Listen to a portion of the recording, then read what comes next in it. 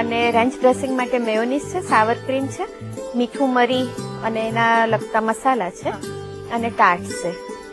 અને આમ તો સામગ્રી પરથી એવું લાગે છે કે ઝડપથી બની જશે. કેટલો સમય લેશે?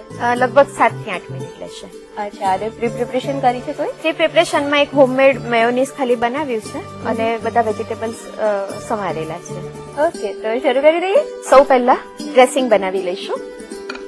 ડ્રેસિંગ બનાવવા માટે સાવર ક્રીમ છે એટલે દહીંનો મસ્કો છે, પાણી નિતારેલું દહીં છે, એ લગભગ અડધો કપ લઈશું. કાંદાની છીણ લગભગ 3 ચમચી જેટલી. રેડ કેપ્સિકમ છે એનો પલ્પ છે એ પણ લગભગ 3 ચમચી જેટલો લઈશું. પેપર છે, મરી પાવડર 5 ચમચી જેટલો. મીઠું છે 5 ચમચી જેટલું. કોથમીર છે ઝીણી સમારેલી લગભગ 2 ચમચી. લસણની પેસ્ટ છે એ સ્વાદ પ્રમાણે લગભગ અડધી ચમચી લઈએ છે. બધું લગભગ પલ્પના સ્વરૂપમાં કે એકદમ ઝીણું સમારીને લીધું? હા, કારણ કે જે ડ્રેસિંગ બનાવીએ છીએ એમાં કોઈ પણ વસ્તુને ડીપ કરીને ખાવાની હોય, તો જો એ ટુકડામાં હોય તો સરખી રીતે ખાવું ના ફાવે અને ટુકડા બધા નીચે રહી જાય અને જેનું પલ્પી સ્વરૂપ હોય તો એ વ્યવસ્થિત રહે. આ બધું જ મિક્સ કરી દઈશું. હવે એમાં નાખીશું મેયોનીઝ છે. આ હોમમેડ મેયોનીઝ છે. એની અંદર કન્ડેન્સ મિલ્ક લીધેલું છે અને એની સાથે એટલા જ પ્રમાણમાં હોમમેડ ક્રીમ લીધું છે અને લીંબુનો રસ છે લગભગ 3-4 ચમચી જેટલો અને મીઠું, મરી, મસ્ટર્ડ પાવડર છે. એ બધાનું મિશ્રણ કરી અને અડધો કપ આ મેયોનીઝ તૈયાર કર્યું છે એ આમાં મિક્સ કરી દઈશું.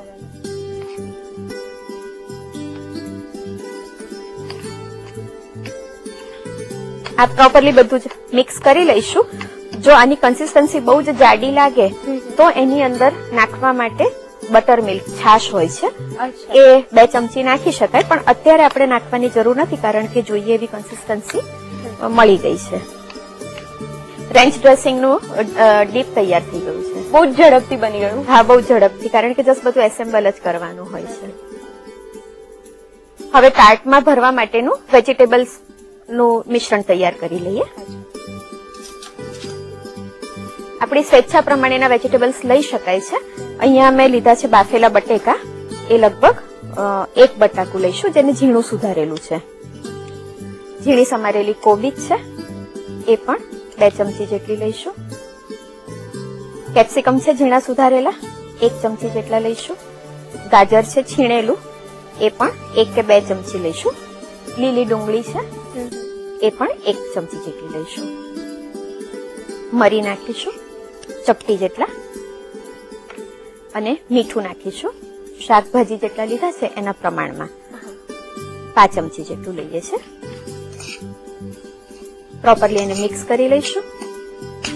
અચ્છા, ગ્રીન ઓનિયન લીધી છે, કોબીજ લીધી છે, એટલે જે પણ શાકભાજી ટેસ્ટ પ્રમાણે લેવા હોય એ લઈ શકાય આમાં? હા, અને આની સાથે કોઈ બી કઠોળ પણ નાખી શકો, બીન્સ પણ નાખી શકાય. ફણગાવેલા કઠોળ ઘણા બધા લોકો ટાર્ટ્સમાં બહુ યુઝ કરતા હોય. હા, એ થોડો ઇન્ડિયનાઇઝ ટેસ્ટ થઈ જાય, પણ માની લો કિડની બીન્સ જે રાજમાં આવતા હોય છે એ લઈ શકીએ, કોર્ન લઈ શકીએ, લીલા વટાણા પણ લઈ શકાય, એટલે એવું કોઈ પણ કોમ્બિનેશન કરી શકીએ.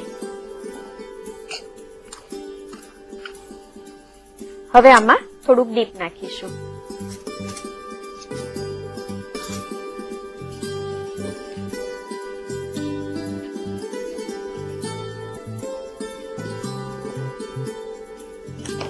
અને એને પ્રોપરલી મિક્સ કરી દઈશું.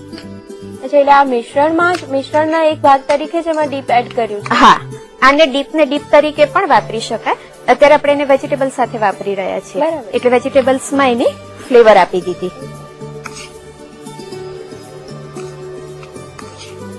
અને જે વેજીટેબલનું જે મિશ્રણ આપણે તૈયાર કર્યું હતું જે એકદમ ડ્રાય મિશ્રણ હતું, હા, તો એને પણ આ ડીપને અંદર એડ કરવાથી બાઇન્ડ થઈ ગયું થોડુંક.